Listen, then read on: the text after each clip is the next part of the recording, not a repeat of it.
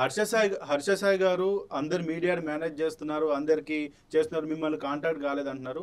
మేము హర్ష సాయి పక్షాన మాట్లాడట్లేదు, బాధితురాల పక్షాన మేము నిజం పక్షాన్నే మాట్లాడతాం, నిజం కోసమే మేము కొట్లాడతాం. మీకు కాల్స్ రాలేదేమో, మీకు కాల్స్ రాలేదేమో. ఇక్కడ ఆర్ అన్నది ఒకటే వినిపిస్తా. ఆ ఛానల్ ఆ ఛానల్ తోని మాట్లాడారు, చాలా ఛానల్స్ తోని మాట్లాడారు. ఇలా ప్రతి ఒక్క సీఈఓకి, ప్రతి ఒక్క మీడియా సీఈఓకి మెసేజ్లు పంపిస్తున్నాడు. ఓపెన్గా ఎవరైతే తనకు అనుకూలంగా వీడియో చేస్తున్నాడో వాళ్ళకి 25 లక్షలు, లక్ష ఆఫర్ చేస్తున్నాడో అలాంటి వీడియోస్ ఉన్నాయి, అలాంటి ప్రూఫ్స్ ఉన్నాయి. సో మీరు నిజం పక్షాన మాట్లాడుతున్నాను అన్నారు కాబట్టి మీకు రాలేదేమో ఇంకా ఆఫర్. అండ్ డెఫినెట్గా ప్రతి ఒక్క మీరు ఇప్పుడు డబ్బులు ఇస్తున్నారు అన్నారు కదా, ఇంతమందికి డబ్బులు ఇచ్చి మేనేజ్ చేసే హర్ష సాయి తన స్టోరీలో ఒక పోస్ట్ పెట్టాడు, నన్ను డబ్బులు 2 కోట్లు డిమాండ్ చేస్తున్నారు, డబ్బుల కోసమే బ్లాక్ మెయిల్ చేస్తున్నారు అంటున్నారు. 2 కోట్లు అన్నది మీ ఊహాజనితం. సో అతని దగ్గర ఎవరైతే అధికారులు డబ్బులు తీసుకుంటున్నారో, అతని దగ్గర ఎవరైతే పొలిటీషియన్స్ డబ్బులు తీసుకుంటున్నారో, మీరు ఒకవేళ కనుక 2 కోట్లు కానీ 50 లక్షలు కానీ 30 లక్షలు కానీ తీసుకుంటున్నారంటే మీరు చాలా తక్కువ డిమాండ్ చేస్తున్నారు. కొన్ని 100 కోట్లు ఉన్నాయి అతని దగ్గర, తీసుకునేదేదో గట్టిగా తీసుకోండి. అదే ఇప్పుడు అదే అడుగుతున్నానండి. అతని దగ్గర అంత డబ్బు ఉంది అంటాడు, ఎంతో మందికి సాయం చేస్తున్నా అంటాడు. తన పరువు తను కాపాడుకోవడానికి అమ్మాయి నిజంగా డబ్బులు బ్లాక్ మెయిల్ చేసి ఉంటే 2 కోట్లు ఇవ్వడానికి అతని దగ్గర 2 కోట్లు ఇంత న్యూసెన్స్ చేసుకోవాల్సిన అవసరం ఏముంది? అస్సలు ఇది క్వశ్చన్ 2 కోట్లది కాదు. ఆ అమ్మాయిది కాదు.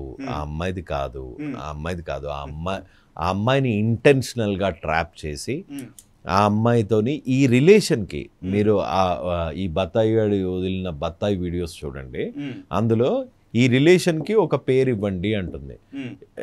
అంటే తను ఎఫ్ఐఆర్లో క్లెయిమ్ చేసినట్టు మత్తుమంది ఇవ్వడం జరిగింది, తనను అనుభవించడము జరిగింది.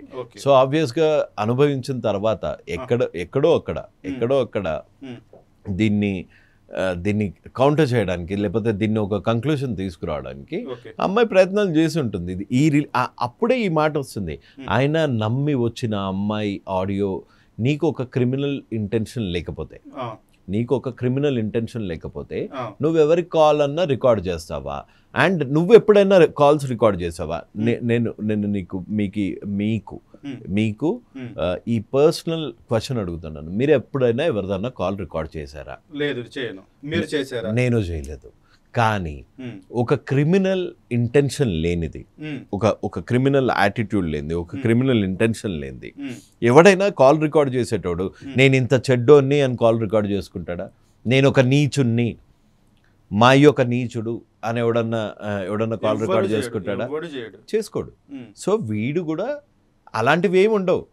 నేను ఇక్కడ మహానుభావుడిని అంటే నీకు ఆ అమ్మాయి ప్రపోజ్ చేస్తుందని ముందు తెలుసు, ఈ రిలేషన్కి ఒక నేమియమని ఆ అమ్మాయి అడుగుతుందని నీకు ముందే తెలుసు, నేను ఇంత అని ఆ అమ్మాయి చెప్పుకుంటుంది అన్నది నీకు ముందే తెలుసు. నువ్వు ఏ లెవెల్ టార్చర్ చేయకపోతే, నువ్వే లెవెల్ బ్లాక్మెయిల్ చేయకపోతే ఆ అమ్మాయి అవన్నీ చెప్పింది. ఆ కాల్స్ నువ్వెందుకు రికార్డ్ చేయాల్సి వచ్చింది? నీకు ఫస్ట్ నుంచి ఆ అమ్మాయిని వాడుకొని వదిలేద్దామని అనుకున్నావు కాబట్టి, నీ క్రిమినల్ ఇంటెన్షన్ ఉంది కాబట్టి అవన్నీ రికార్డ్ చేసుకున్నావు. ఎందుకంటే ఎప్పుడన్నా నీ బ్లాక్మెయిల్కి ఎదురు తిరిగితే నెంబర్ 1 బ్లాక్మెయిలర్ ఈ మొత్తం తెలుగు స్టేట్స్లో నెంబర్ 1 ఆబ్వియస్లీ మన రాధాకృష్ణ, నెంబర్ 2 మన హర్ష సాయి. అయితే కాదండి, అదేదో సినిమాలో డైలాగ్ ఉంటుంది చూడు, బాప్ 1 నెంబరీ బేటా 10 నెంబరీ. అది అయితే నాది ఒక చిన్న డౌట్ అండి. మామూలుగా సాధారణంగా ఒక పర్సన్, ఒక అబ్బాయి గాని అమ్మాయి గాని ఒకరికి అవతల వ్యక్తికి ఇష్టం ఉండి ఫోన్ చేస్తే అతను మనకు నచ్చకపోతే సారీ నాకు ఇష్టం లేదని ఫోన్ చెప్పి 2 ముక్కలు చెప్పి కట్ చేస్తాం. కానీ ఆమె అంతగానం మాట్లాడుతున్నట్టు చెప్తున్నా కూడా నవ్వుతూ స్మైల్ చేస్తూ ఉన్నాడు తప్పించి ఫోన్ ఎందుకు మాట్లాడాడు, దాన్ని ఎందుకు రికార్డ్ చేశాడు, దీని అంటే ఇదంతా ఒక సిరీస్. ఒక రోజులో అయిన రికార్డింగ్ కాదు, 2 రోజులు అయిన రికార్డింగ్ కాదు, ఇది పత్తాపారం. ఇది ఒక వెబ్ సిరీస్ లాగా నడిపిద్దాము. నేను ఎప్పటికన్నా ఈ అమ్మాయి ఎదురు తిరిగితే ఇది ఒక వెబ్ సిరీస్ లా నడిపిద్దాము, ఈ రికార్డింగ్స్ చూసి చట్టం నుంచి తప్పించుకుందాము అనుకుంటున్నాడు. అరే ఫుల్ కోట్లల్లో నీ బత్తాయి రికార్డింగ్స్, నీ వీడియో ఎడిటింగ్ స్కిల్స్ పనికిరావు. ఇవాళ కాకపోతే రేపు నువ్వు చెరసాల వెనకాల వెళ్ళటం ఖాయం, దీనికి శిక్ష అనుభవించడం ఖాయం. అయితే సామ్రాట్ గారు లేటెస్ట్ ఒక కామెంట్ అయితే తెలిసింది, గాసిప్ తెలిసింది, 24 గంటల్లో ఒక వీడియో ఒక ఆడియో వదులుతా అంతా మర్చిపోతారు, నాకే ఫేవర్గా అయిపోతుంది, వాళ్ళు బ్లేమ్ అయిపోతారు అన్న ఒక మాట అయితే వచ్చింది. అది హర్ష సాయి అన్నట్టుగా వచ్చింది. అలా అన్న పర్సన్ ఇప్పుడు ఎందుకు కనీసం ఒక ఆడియో కూడా బయటకు వదులుతున్నాడు కదా అన్ని పులిహోర కబుర్లు, ఆ అమ్మాయే చెడ్డది, ఈ నేను చాలా మంచోడిని అని రోజుకో ఆడియో వదులుతున్నాడు. None of this works in front of none of this cheap tricks. మీ అయ్య వడ్డీ వ్యాపారాలకి ఇవన్నీ వనుకొచ్చినాయి కానీ, అయ్యగారు మీ అయ్య వడ్డీ వ్యాపారానికి ఇవన్నీ వనుకొచ్చినాయి కానీ, నువ్వు చేస్తున్న బెట్టింగ్ యాప్స్కి కానీ, నువ్వు చేస్తున్న లకు కానీ, నువ్వు తీసుకుంటున్న ఈ వీడియో క్లిప్స్ దేనికి పనికిరావు. నీకు అర్థమయ్యే రోజు అతి త్వరలో ఉంది. అండ్ నేను నీకు మీ నాన్న నేను గారు అనను కానీ, హర్ష సాయి బ్రదర్, నేను నీకు ఒక మంచి అడ్వైజ్ ఇస్తున్నా. నువ్వు నిజంగా తప్పు చేయకపోతే వాట్ ఈస్ ఫ్యాక్ట్ మీడియాకి చెప్తావో, లేకపోతే పోలీసు వాళ్ళకి చెప్తావో, నాకు చెప్తావో, ఎవరికి చెప్తావో చెప్పేయి.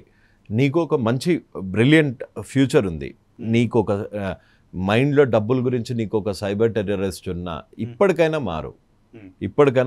ఇక్కడ నుంచి అయినా ఒక ఫ్రెష్ లైఫ్ స్టార్ట్ చేయి. ప్రజల బాధల మీద నుంచి సామ్రాజ్యాలు పెట్టుకోవాలని చూడకు, శవాల మీద పేలాలు ఏరుకోవాలని చూడకు. నువ్వు ఆల్రెడీ బక్కగా ఉన్నావు, నాకు తెలిసి కడుపుకి ఇంత అన్నం తిని నువ్వు ఎన్ని రోజులైందో. సో మంచిగా తిను, మంచిగా ఉండు. ఈ కేసులో ఏదో హల్కా పుల్కా ఒక 10 ఏళ్ళ శిక్ష అనుభవిస్తావా, లేకపోతే 8 ఏళ్ళ శిక్ష అనుభవిస్తావా? 26 ఏళ్ళు అంటే నువ్వు 34 ఏళ్ళకి వస్తావు. అప్పటికి కొంచెం లడ్డుగా అవుతావేమో కానీ జర జైల్లో నీకు టూత్ పేస్ట్ ఉండదు, ఫోన్ ఉండదు, నిన్నెవ్వడు కాపాడలేడు. నా అడ్వైస్ విను, తప్పొప్పుకొని శిక్ష అనుభవించు.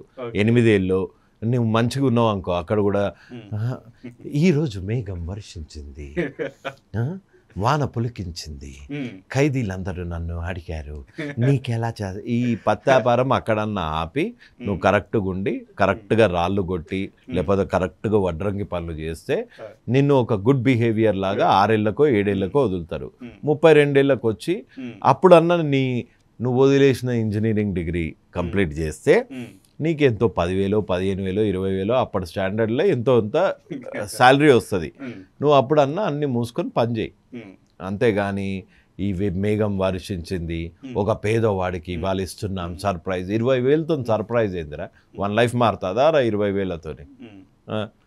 అయితే ఇప్పుడు ఆల్రెడీ మీరు హర్ష సాయికి శిక్ష పడిపోయింది, చేస్తారన్నట్టు పడిపోతుంది. జైల్లో తీసుకోవాల్సిన జాగ్రత్తలు నేను చెప్తా.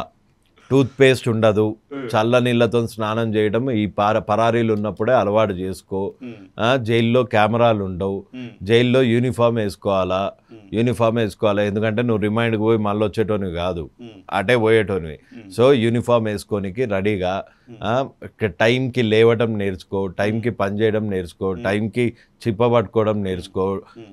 ఇంత అన్నము పప్పు నీళ్లు గారే పప్పు ఎట్లుంటుందో వీక్లీ వన్స్ ఒక మంచి చికెన్ ఉంటుంది, మటన్లు గిటన్లు ఇయ్యరు. రే నీకు సీ ఫుడ్ అంటే ఇష్టమని తెలుసు, కాంటినెంటల్ అంటే ఇష్టమని నాకు తెలుసు, కానీ అవన్నీ ఉండవురా నాయన. ఇగో ఈ ఏలుని బాగా పెట్టుకో. ఫ్రూట్స్ కూడా అన్నీ ఇయ్యరు, కొన్ని ఫ్రూట్సే ఇస్తారు, కొన్ని ఫ్రూట్స్ మత్తిస్తారు కాబట్టి కొన్ని ఫ్రూట్సే ఇస్తారు. అది కూడా 15 ఆగస్టుకో గాంధీ జయంతికో టైంకి లేవడం నేర్చుకో. నీకు స్క్రిప్ట్ రాసే ఓపిక ఉంటే ఈ మెగాల ఏదో తీస్తున్నావు కదా, అందులో ఇంకా మెగా అని రాసుకో. ఆ స్క్రిప్ట్ రాసుకొని వచ్చిన తర్వాత అన్న యాక్టింగ్ అన్న నేర్చుకో. అదేం యాక్టింగ్ రా, ఎయిడ్స్ వచ్చినావు నా యాక్టింగ్. ఫోక్స్ ఇవ్వరు, ఫోక్స్ స్పూన్స్ కావాలి అంటే దుబ్బదు అక్కడ, చేతులతో తినాలా, చేతులతో కడుక్కోవాలా. ఇండియన్ టాయిలెట్ అలవాటు చేసుకో, వెస్టర్న్ టాయిలెట్ ఉండదు. నువ్వు బక్కగా ఉన్నావు కాబట్టి నీకేం ప్రాబ్లం కాదు. రాధాకృష్ణ నువ్వు మటుకు సఫర్ కావాలమ్మా, చాలా గట్టిగా సఫర్ కావాలమ్మా. ఇన్ని రోజులు ఈ బెట్టింగ్ యాప్స్ నుంచి వచ్చిన డబ్బులతోని మంచి భోగాలు అనుభవించావు, ఇప్పుడు అవన్నీ అయితే రావమ్మా. ఓకే, ఇట్లా కూర్చొని లేవటం రోజుకు ఒక 10 సార్లు అలవాటు చేసుకుంటే ప్రాక్టీస్ అయిపోతుంది. యా, ఇది మటుకు మర్చిపోకు. పళ్ళు లోపలి వరకు వెళ్ళాలి. బ్రష్లు గిష్లు ఇవ్వరు, సాఫ్ట్ బ్రషెస్ కూడా ఉండవు. సో టూత్ పేస్ట్ ఉంటే ఉంటుంది, లేకపోతే ఏమైనా యాప చెట్టు ఉంటే ఆ యాప చెట్టు, దాంతో కూడా లోపల గుచ్చుకోకు అలవాటు లేకుండా. నీట్గా ఇట్లా అని పుగిలించేసి వదిలేసేయి. అన్ని జాగ్రత్తలు చెప్పేసినామా? ఇంకేమన్నా జాగ్రత్తలు చెప్పినా? కలర్స్ గిలర్స్ బొంగు అవేమి ఉండవు. ఒకటే కలరు, అందరు చూసేదే. ఎప్పుడన్నా ఏదైనా గాంధీ జయంతి 15 ఆగస్టు ఉంటే నేను నిన్ను చూడనికి వస్తా అమ్మా, పక్కా. అయితే సామ్రాట్ గారు, ఇప్పుడు మీ దగ్గర కొంతమంది బాధితుల రికార్డ్స్ అంటే వచ్చి మిమ్మల్ని కలిశారు, వాళ్ళ బాధలు అయితే చెప్పారు. రాధాకృష్ణ వాళ్ళందరూ కూడా బయటకు వస్తున్నారు. రాధాకృష్ణ దాష్టికాలు, దారుణాలు, అతని వల్ల ఎంత నష్టపోయాము, ఎంత మానసికంగా మేము చిత్రవదకు గురి చేయబడ్డాము అని చెప్పారు. మీరు మా 4 Sides టీవీ వేదికగా మా దగ్గర కూడా కొంతమంది అయితే మమ్మల్ని ఆశ్రయించడం జరుగుతుంది.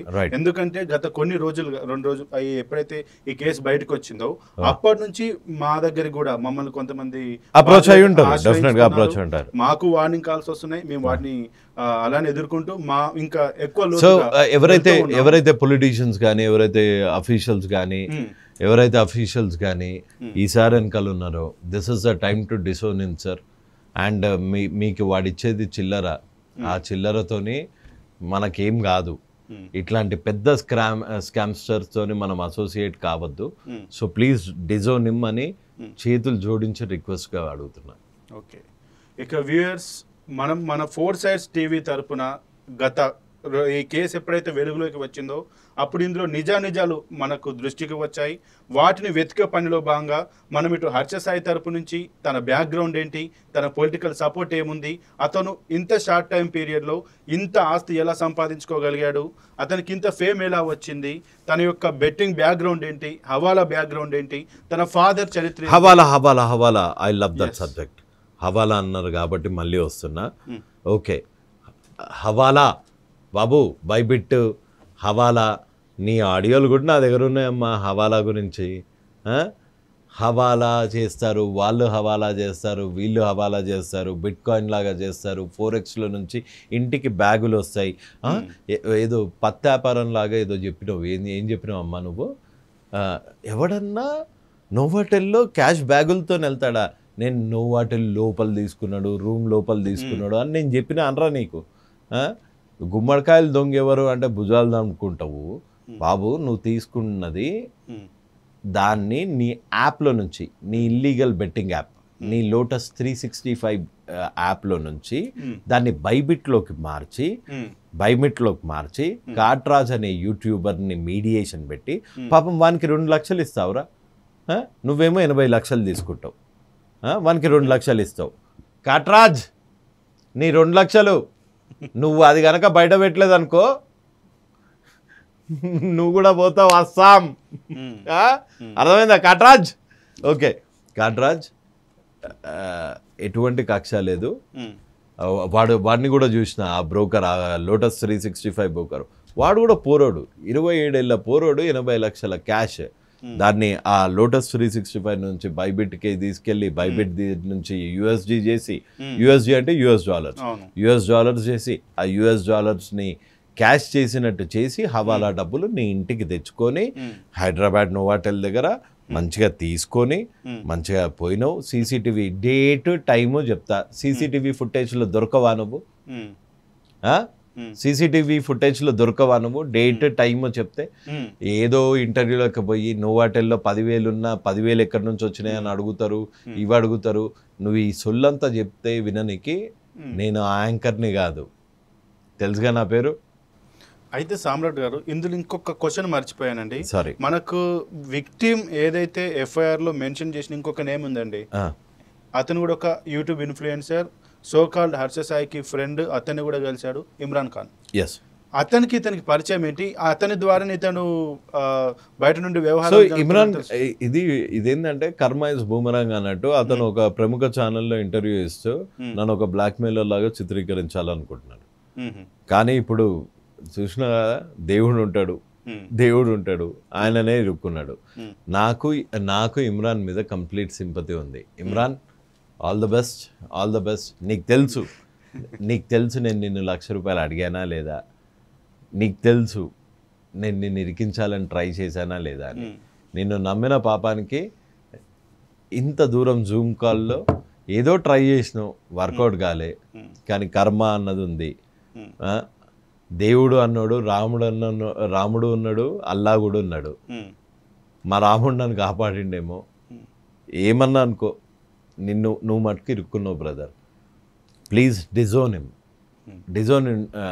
డిజోన్ అంటే ఈ పాపంలో నువ్వు కూడా చేరకు ప్లీజ్. ఎందుకంటే ఇతని పని ఆల్రెడీ అయిపోయింది, ఇంకా అంతకన్నా ఏం చెప్పలేను. ఇంత ప్రేమగా మాట్లాడుతున్నా నేను. ఒక రాధాకృష్ణ గారు చేసిన అవి వినిపించి, ఆ 6 విక్టిమ్స్ని మీ దగ్గర వినిపించిన తర్వాత అరే రాధాకృష్ణ అంటున్నా. హర్ష సాయిని కూడా ఇవాళ బ్రదర్ అని సంబోధిస్తున్నా. మీ ఇంటర్వ్యూలోనే first time Harsha Sai brother, నువ్వు ఫస్ట్ నేర్చుకోవాల్సింది వేలుతోని పళ్ళు ఎట్లా తుమ్ముకోవాలా. You need to concentrate that. Indian toilets ఎట్లా యూజ్ చేయాలా, టిష్యూస్ లేకుండా, స్పూన్స్ లేకుండా ఎట్లా తినాలా, ఇట్లా తినాలా అని, ఇట్లా తినాలా. నువ్వు దీని మీద కాన్సన్ట్రేట్ చేయి. నువ్వు ఇన్నోసెంట్ లాగా ప్రూవ్ చేసుకుందాము అని ఆడియోలు వదులుతూ ఉంటే అయ్యేది ఏం లేదు.